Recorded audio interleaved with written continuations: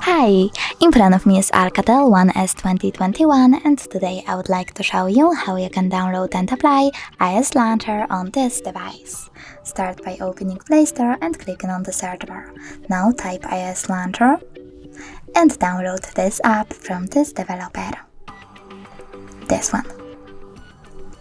After that, open it.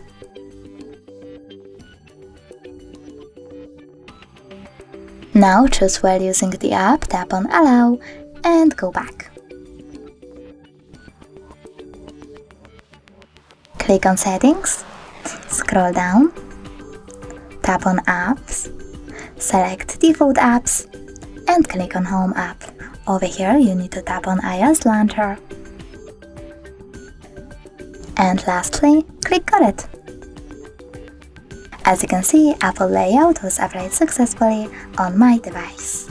Thanks so much for watching. If you enjoyed this video, don't forget to leave a like, comment and subscribe. Bye!